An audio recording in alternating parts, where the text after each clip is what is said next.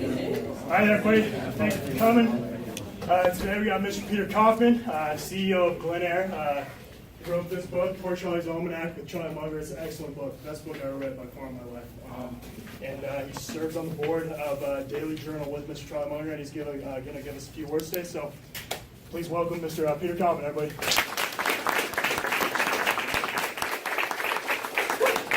Thank you. Now, I'm happy to talk about any subject. I was asked to talk about the multidisciplinary approach to thinking, so I'll start out with that. But if you guys get bored or something and say, well, I thought we were supposed to have fun listening to this today, you can raise your hand and say, could you talk about leadership or team building or business strategy or ethics or something else? I gave a talk recently at Google. In fact, I've given 3 talks at Google. And the first talk I gave, they said, what are you going to talk about? I said, well, what do you want me to talk about? Well, whatever you want. What do you usually talk about? Well, I usually talk about leadership, culture, team building, strategy, ethics. So we don't want to hear about that team building crap. We get that all the time. We want to hear about self-improvement. So I will mix in with our multidisciplinary topic a little bit of self-improvement as well. Is that okay? Okay, so why is it important to be a multidisciplinary thinker? The answer comes from the Austrian philosopher Ludwig Wittgenstein, who said, to understand is to know what to do. Could there be anything that sounds simpler than that? And yet it's a genius line. To understand is to know what to do. How many mistakes do you make when you understand something? You don't make any mistakes. Where do mistakes come from? They come from blind spots, lack of understanding. Why you need to be multidisciplinary in your thinking? Because as the Japanese proverb says, a frog in a well knows nothing of the mighty ocean. Now, you may know everything there is to know about your specialty, your silo, your well, but how are you going to make any good decisions in life, complex systems of life, the dynamic system of life, if all you know is one well? So, I tried to learn what Munger calls the big ideas from all the different disciplines. And right up front, I want to tell you what my trick was. Because if you try to do it the way he did it, you don't have enough time in your life to do it. It's impossible. Because the fields are too big. The books are too thick. So my trick to learn the big ideas of science, biology, etc., was I found this science magazine called Discovery Magazine. Show of hands. Anybody here ever heard of Discovery Magazine? A few people, okay. And I found that this magazine, every month, had a really good interview with somebody from some aspect of science. Every month, and it was 6 or 7 pages long. It was all in layperson's terms. The person who was trying to get their ideas across would do so using good stories, clear language, and they would never fail to get all their big ideas into the interview. I mean, if you're given a chance to be interviewed by Discover Magazine, and your field is nanoparticles or something, aren't you going to try your very best to get all the good ideas into the interview with the best stories, etc.? Okay? So I discovered that on the internet there were 12 years of Discover magazines available, the archives. So I printed out 12 years times 12 months of these interviews, at 144 of these interviews. And I put them in these big 3-ring binders, filled up, I think 3 big binders. And for the next 6 months, I went to the coffee shop for an hour or 2 every morning, and I read these. And I read them index fund style, which means I read them all. I didn't pick and choose. This is the universe, I'm going to own the whole universe. I read every single one. Now, I will tell you that out of 144, if I'd have been selecting my reading material, I probably would have read about 14 of them. And the other 130, I would never in a million years read 6 pages on nanoparticles. Guess what I had at the end of 6 months? I had inside my head every single big idea from every single domain of science and biology. It only took me 6 months. And it wasn't that hard because it was written in layperson's terms. And really, what did I really get? Just like an index fund, I captured all the parabolic ideas that no one else has. And why doesn't anybody else have these ideas? Because who in the world would read an interview on nanoparticles? And yet, that's where I got my best ideas. I would read some arcane subject and oh my God, I saw, that's exactly how this works over here in biology, or that's exactly how this works over here in human nature. You have to know all these big ideas. Or, there is an alternative, find somebody who did what I did and just get all the ideas from them. Now, when I was your age and I was in school, I thought the asymmetry of it was very unfair because I had to do all the work. So every time I go back and meet with a group of students, I change the asymmetry around. I did all the work for you.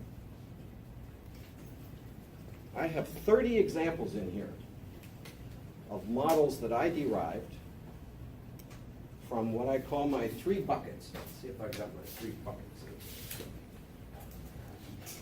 I do. I do have my 3 buckets, okay? So, this is how I use ideas that no one else in the world uses, and yet I can be comfortable that they're right. A statistician's best friend is what? A large relevant sample size. And why? Because a principle derived from a large relevant sample size can't be wrong, can it? The only way it could be wrong is if the sample size is too small or the sample itself is not relevant. So I want to tell you what my 3 buckets are where I derive my models, multidisciplinary models. Bucket number 1 is 13.7 billion years in size. Is that a large sample? Yeah. It's the largest one in the whole universe. There is no larger sample. Because what is it? It's the inorganic universe. Physics, geology, anything that's not living goes in my bucket number 1, 13.7 billion years. Bucket number 2 is 3.5 billion years in size. It's biology on the planet Earth. Is that a big sample size? Is it relevant? Absolutely. We're biological creatures. Let me ask you this, inorganic, bucket number 1, is it relevant? We live in it.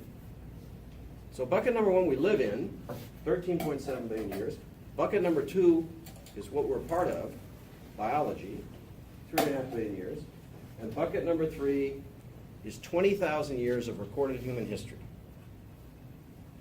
That's the most relevant of all. That's our story. That's who we are. Okay? So we're going to take a couple of examples here of multidisciplinary thinking.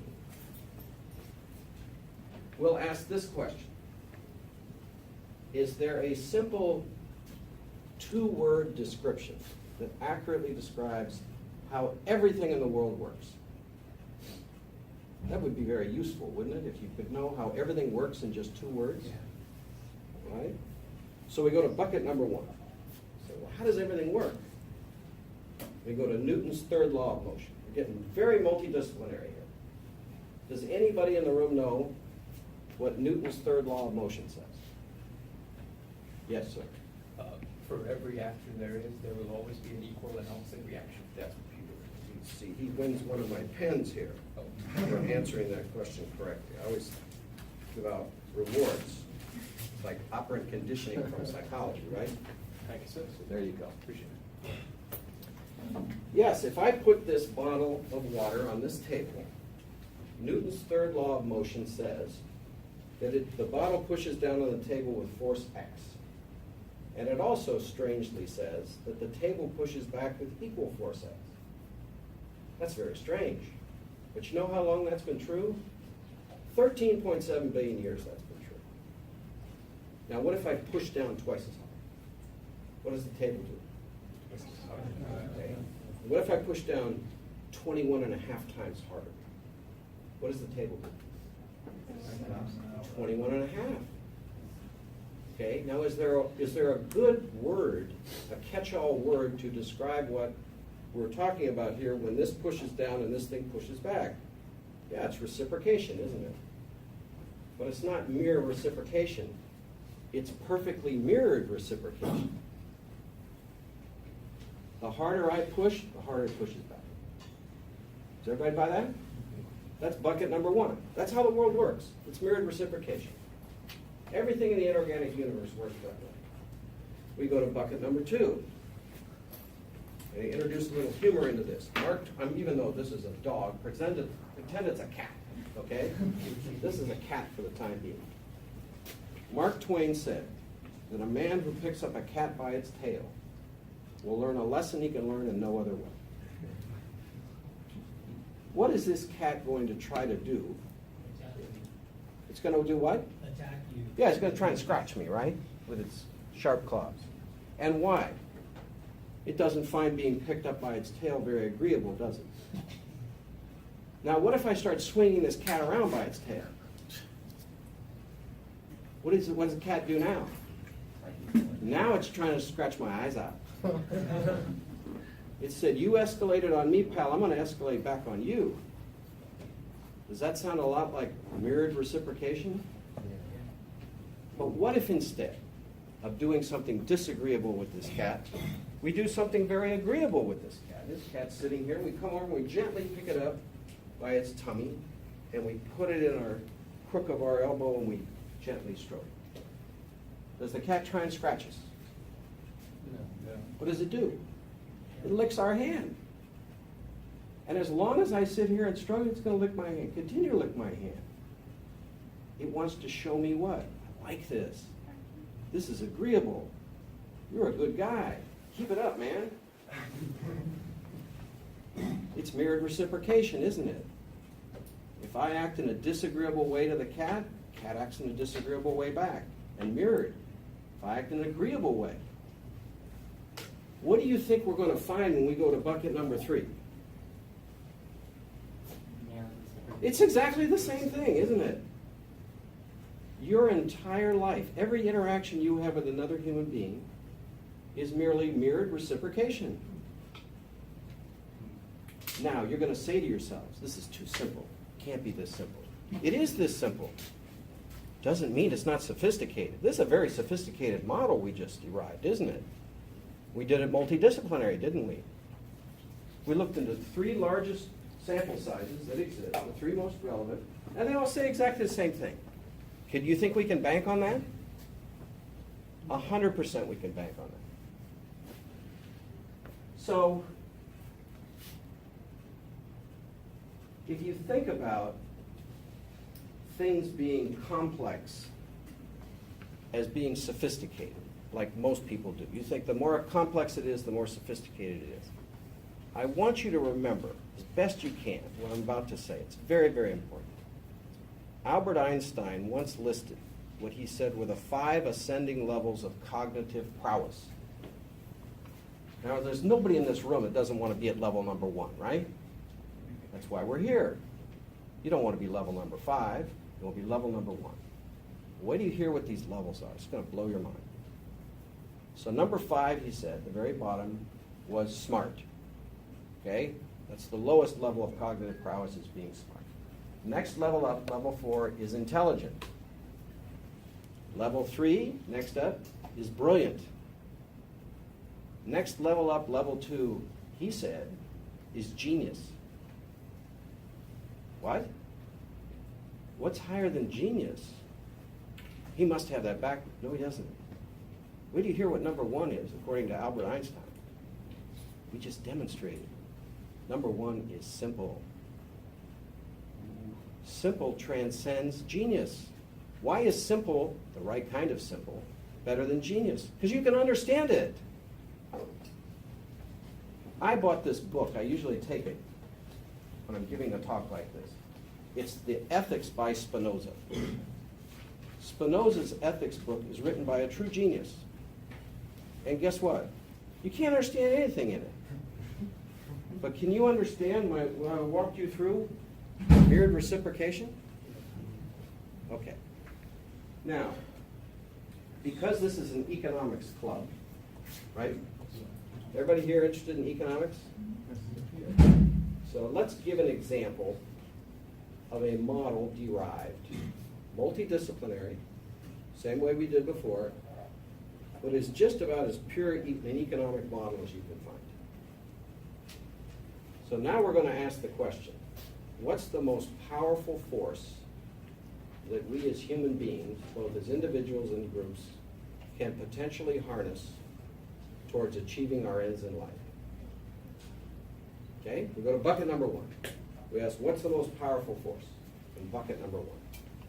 I'm going to quote Albert Einstein again. He said the most powerful force in the universe is compound interest. But that's not all he said about compound interest. He not only said it's the most powerful force in the universe, he said it's the greatest mathematical discovery of all time. He said it's the eighth wonder of the world. And he said that those who understand it get paid by it, and those who don't pay for it. He said all these things, Albert Einstein, about compound interest. Now, what's a good working definition of compound interest? I will propose one. You can have your own, but this is mine. I say compound interest is dogged, incremental, constant progress over a very long time frame. Is that a fair definition? All right? I think that's the answer from bucket number one. The most powerful force that can be potentially harnessed is dogged, incremental, constant progress over a very long time frame. We go to bucket number two, 3.5 billion years of biology. What's the most powerful force in 3.5 billion years of biology? It's the machine of evolution. How does it work? Dogged, incremental, constant progress over a very long time frame. This is the beauty of deriving these things multidisciplinary. You can't be wrong. You see these things line up, they're like 3 bars on a slot machine. Boy, do you hit the jackpot. What do you think we're going to find when we go to bucket number 3? 20,000 years of human experience on Earth. You want to win a gold medal in the Olympics. You want to learn a musical instrument. You want to learn a foreign language. You want to build Berkshire Hathaway. What's the formula? Dogged, incremental, constant progress over a very long time frame. Now, how does this square? Look how simple this is. This is above genius. It's absolutely above genius because you can understand it. This isn't somebody drawing all these formulas and things up here about, you know, how numbers multiply and amplify over time.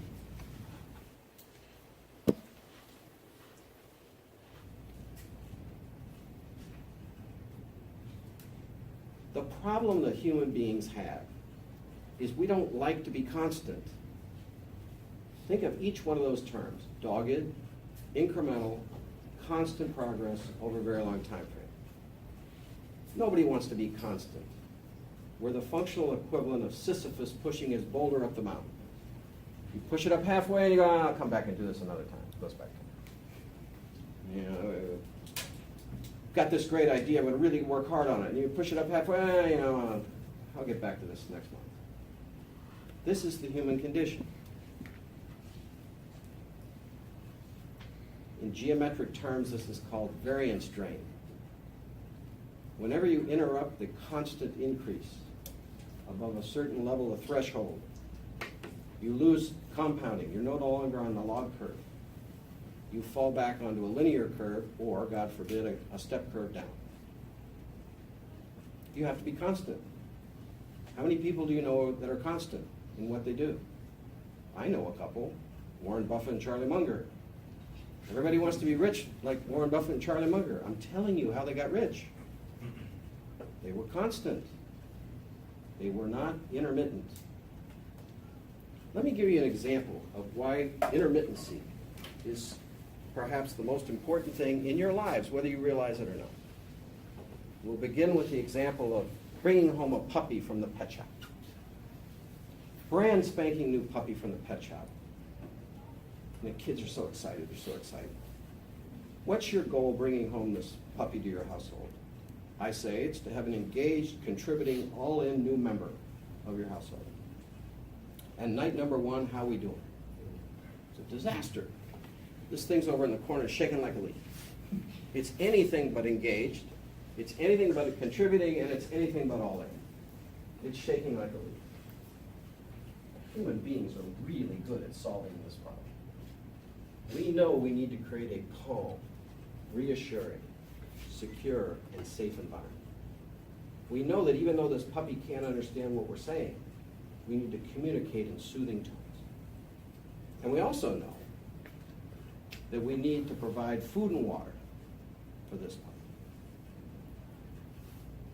But underlying all these things, stitching them all together, we really know we have to be constant, don't we? You can't not feed the puppy one day. Or what happens? Well, the puppy freaks out. The puppy becomes a neurotic puppy. Doesn't know whether it can trust you or not. No, the trust that this puppy needs to go all in is dependent upon you being constant in these behaviors. Does everybody accept that? So, if we are constant, usually in about 7 days, more or less, if we are, this little puppy will trot over to our side and it will attach itself to us, and for the rest of its life, it will be willing to die for us. That puppy just went all in, didn't it? Now, did it go all in because it's our idea that we want an engaged, contributing, all-in new member of our household? Doesn't even know what our idea is, does it? Why did it just go all in? It's the puppy's idea. Now, let me tie this to your lives. I did this at Google, and they really couldn't figure out what I was doing. And then afterwards, I said, you know, that was really good. Your $8 crystal ball, that's really a good trick. So I'm going to do my $8 crystal ball trick. And I told them, I held this, I had all, the room was bigger than this one, full of the smartest people in the world. And I said, guess what I'm going to do with my $8 crystal ball? I said, I'm going to do a psychic reading of anybody in this class. Okay? Anybody. And I said to Google, if you think that I've got a stooge in the room where I've got this prearranged, I don't. Go out in the corridor and bring somebody in. I'll do the psychic reading. That this $8 I spent on Amazon is the best money I ever spent. Okay? So I'm going to select you. What's your name? Emily. Emily. We're going to take Emily. We're going to do a psychic reading of Emily. Right in front of you. You're not going to believe this. I'm going to nail this. You're all going, this guy's a nutcase. Spencer's going, man, why did I invite this guy? Just be patient, Spencer. This is good stuff. I'll pull it off. Okay? So I'm going to tell Emily what she's been looking for her whole life. Is there anybody here who thinks I can do this? Well, wait till you hear my answer, and then for the rest of your life, you're all going to go, I know what everybody in the world's looking for. Do this. Okay? Emily, your entire life, you've been on a quest, an odyssey, a search for that individual that you can 100% absolutely, completely trust. But who's not just trustworthy, but principled and courageous and competent and kind and loyal and understanding and forgiving and unselfish. I'm right, aren't I? Dead on. Dead on. Okay? And you know what else my $8 crystal ball tells me? If you ever think that you may have encountered this person, you are going to probe and test to make sure that they are real. That you're not being fooled. And the paradox, Emily, is it looks like you're probing for weakness, but you're not. You're probing for strength. And the worst day of your life is if instead of strength you get back weakness. And now you feel betrayed. You know why? You got to start your search all over again. It's the worst thing in the whole world, isn't it? Sounds like a lot of- Does everybody here agree with me on this?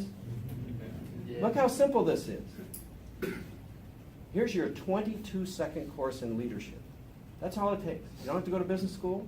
You don't need books. You don't need guest speakers. All you have to do is take that list that's in Emily's head and every single other person in this room, every single other person in the whole world has this list in their head.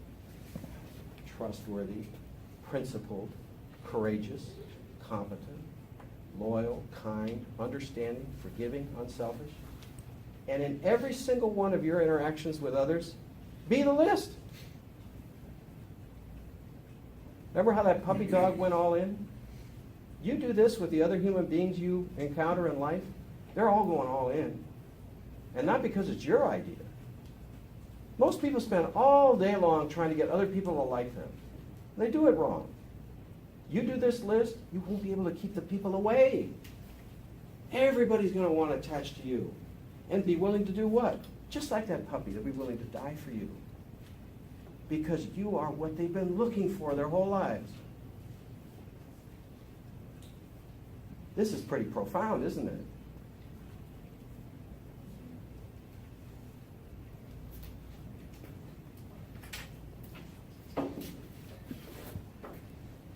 Look at this picture. I love this picture. See this? Does this woman look like she's having a good time? Okay. So I help teach this high school class in Los Angeles. And the first class of each semester, brand new group, just like you guys. And I make them go through the following exercise. And believe me, just like my $8 crystal ball, afterwards you're going to go, I'm really glad I heard that. Because now I really understand things at a level I didn't understand them before. And to understand is to what? To know what to do. This will clear up all your blind spots about yourself and other human beings. I asked the group, show of hands, how many of you think all human beings are alike? Why? We all have the same basic needs. We express them differently. Tremendous diversity in how we go about meeting them, but ultimately at the beginning. You get 2 pens. It's a beautiful answer.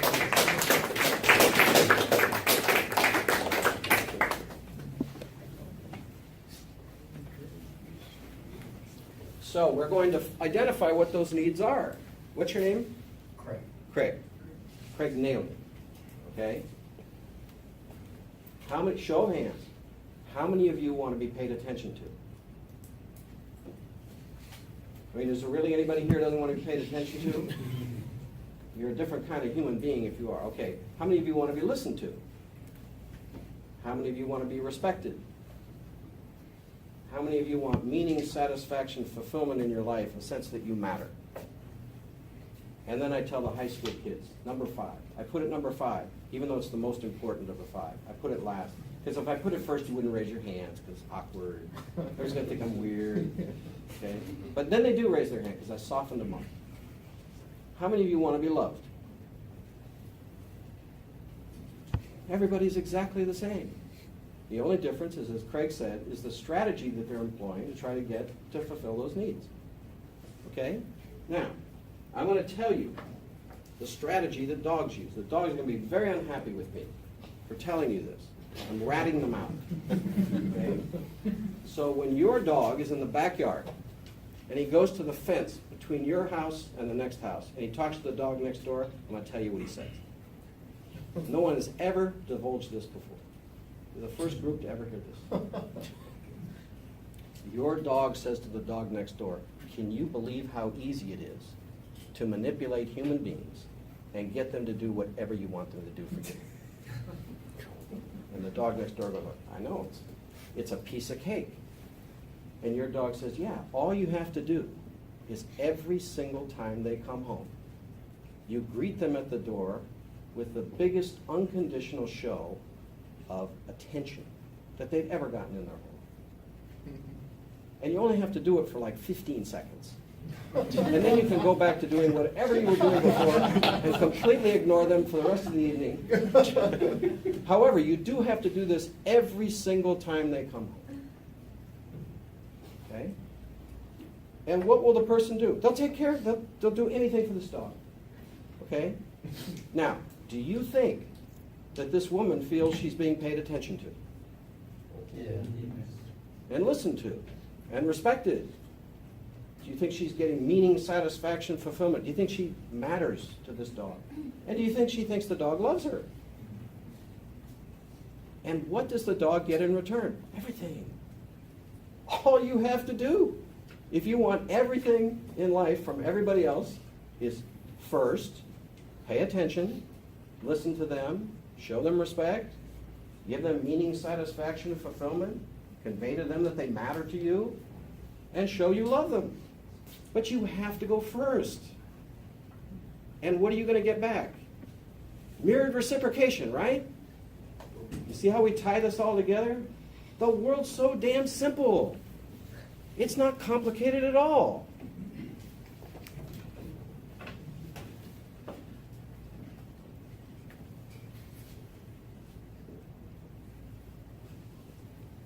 Every single person on this planet is looking for the same thing. Now, why is it? Why is it that we don't act on these very simple things?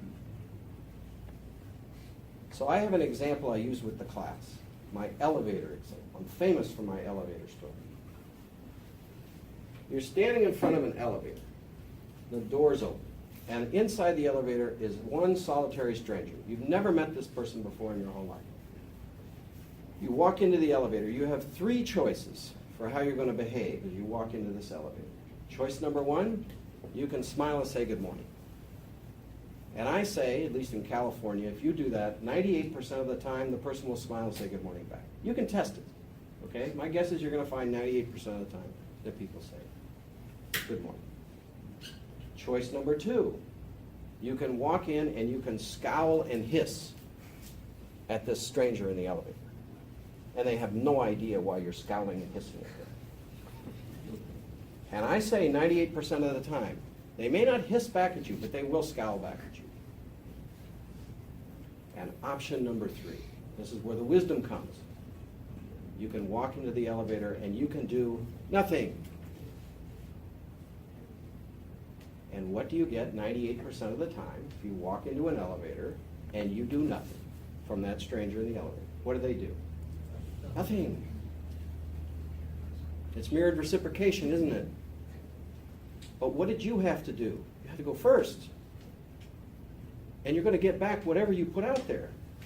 This is why these bars are full of people at 2 a.m. drowning their sorrows, knocking down these drinks. When's the world going to give me something, man? When am I going to get mine? Well, what did you ever do? Did you ever get up in the morning and smile at the world? No.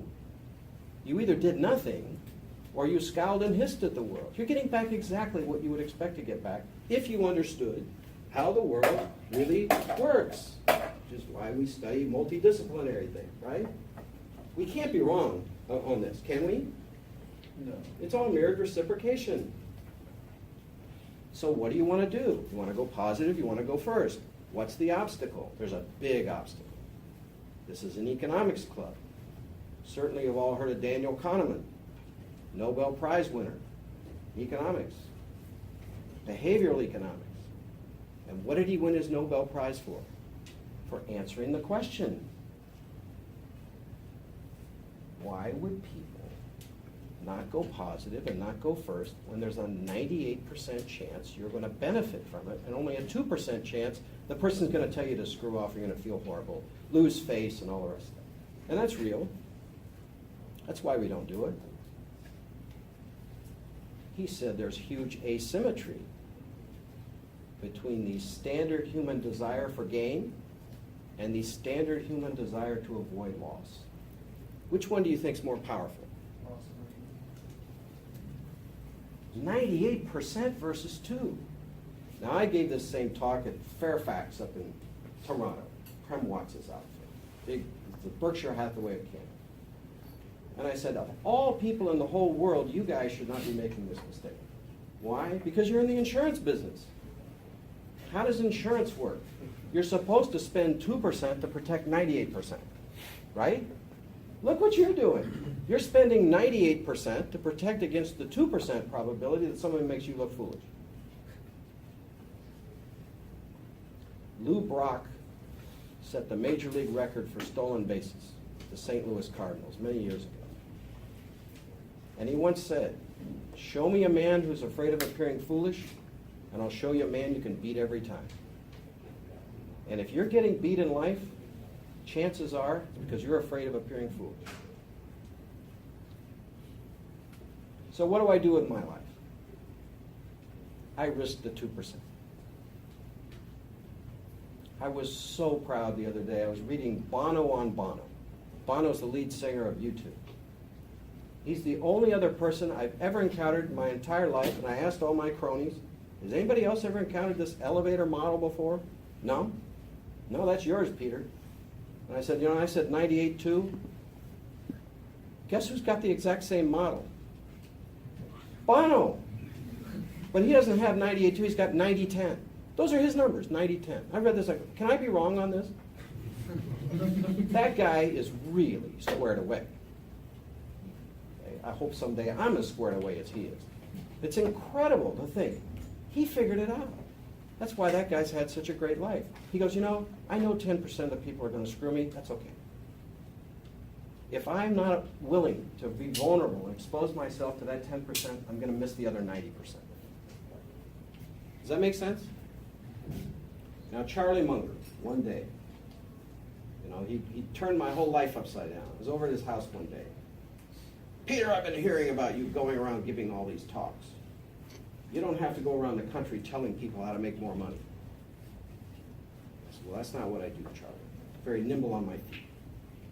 I said, there's a catch. I do tell them how to make more money. By the way, you do these things that get people all in and whatnot, you'll make all the money there is to be made. You really will. That's not why I'm here. I'm here to give you the second half of the message, which is how to be a good person. What's your name? Albert. Albert. How many lifetimes do you have, Albert? One. That's correct. See, Albert left out. He got an easy question. Is your lifetime important to you, Albert? One of the most important, absolutely. Yes. Okay. Now, what do we know in economics? It's an economics model. What do we know we need to use as our decision-making prism whenever something is both finite, like one, and important, like your life? How do we have to make decisions? You had Mankiw here, right? He didn't talk about opportunity cost? Have you all heard of opportunity cost? It's the classic illustration of opportunity cost. You have a finite number of something. It's important. If you're doing A with it, it means what? It means you're not doing B or C or D or E. What do you have to do? You have to evaluate all the different alternatives and pick the one that's most optimal. Is that fair? So you got one lifetime. How do you want to spend your one lifetime? Do you want to spend your one lifetime like most people do, fighting with everybody around them? No. No. I just told you how to avoid that. And in exchange have what? A celebratory life instead of an antagonistic fighting life. All you have to do is go positive, go first, be patient enough. And we have to be patient for a week with this puppy. You know how long it usually takes for a human being to do all the probing and testing that Emily was going to do and to find out that you're for real? It takes 6 months. This is why nobody does it. Oh, it takes too long. Compared to what? Look at the plan B that everybody uses. It's terrible. It doesn't work. They spend their whole lives fighting with everybody. The 3 hallmarks of a great investment are superior returns, low risk, and long duration. The whole world concentrates on category 1. But if you're a leader of any merit at all, you should be treating these 3 as what? Co-priorities. How do you get low risk and long duration? Win-win. This is the biggest blind spot in business. People are actually proud of a win-lose relationship. Yeah, we really beat the crap out of our suppliers. We got these employees for, we got them on an HB1 visa. They can't work anywhere else for 3 years. Okay? They're proud of it. Total win-lose. You take game theory and you insert the word lose into any scenario in game theory, and what do you have? suboptimal outcome. What happens if you insert win-win in any game theory scenario? What do you get? Optimal. Every time. What must you necessarily do? Spencer, how much time do I have? We have about 6-7 minutes. Okay. What must you necessarily do if you're interested in achieving win-win frameworks with your important counterparties in life? You must understand the basic axiom of clinical psychology, which I know because I'm multidisciplinary. I also learned psychology. The basic axiom of clinical psychology reads, if you could see the world the way I see it, you'd understand why I behave the way I do. That's pretty good, isn't it? Now there's two corollaries to that axiom. And I say if you buy the axiom, which you should, you must buy the two corollaries as well, because they're logical extensions. They're undeniable. Corollary number one, if that axiom is true and you want to understand the way someone's behaving, you must see the world as they see it. But corollary number two, if you want to change a human being's behavior and you accept that axiom, you must necessarily, to get them to change how they see the world. Now, this sounds impossible. It's not really that hard. You take a business. Most employees at a business see the world as employees. What if you could get them to see the world instead through the eyes of an owner? Do you think that's going to change how they behave? It totally changes how they behave. Employees don't care about waste. Owners do. Employees don't self-police a place. Owners do. This is the secret to leadership. The secret to leadership is to see through the eyes of all 6 important counterparty groups and make sure that everything you do is structured in such a way to be win-win with them. So here are the 6. Your customers, your suppliers, your employees, your owners, your regulators, and the communities you operate in. And if you can truly see through the eyes of all 6 of these counterparty groups and understand their needs, their aspirations, their insecurities, their time horizons, how many blind spots do you have now? It's 0. How many mistakes are you going to make? You're going to make 0. People don't think this is possible. It's really easy. To understand is to know what to do. So I'm going to wrap up here. I've only got like 2 minutes. There's this great African proverb. It's the definition of win-win. If you want to go quickly, go alone. If you want to go far, go together. Live your life to go far together. Don't live it to go quickly alone. Most people grow up wanting to go quickly, go alone. It doesn't work. You wind up like Ebenezer Scrooge in A Christmas Carol. You get to the end of your life. Yeah, you're rich, you're powerful, you're famous, and you want a do-over. Because you realize at the end of your life, I didn't live my life right. I don't have what really matters. What really matters is to have people pay attention to you, listen to you, respect you, show you matter, and to love you, and have it be genuine, not bought. Does that make sense? And I'll leave you my last bit of wisdom is another proverb. It's a Turkish proverb. No road is long with good company. The essence of life is to surround yourself as continuously as you can with good company, like I have today. You're a marvelous company. Thank you. But how did I get that? I had to earn it, didn't I? I'm not just some guy you picked off the street. I earned the privilege of coming here and the privilege of being with you. It gives me what? It gives me meaning in my life. Makes me feel I matter. I have people listening to me. This is my strategy for getting those 5 things. You can develop your own strategy, and I hope it involves going positive and going first. Thank you.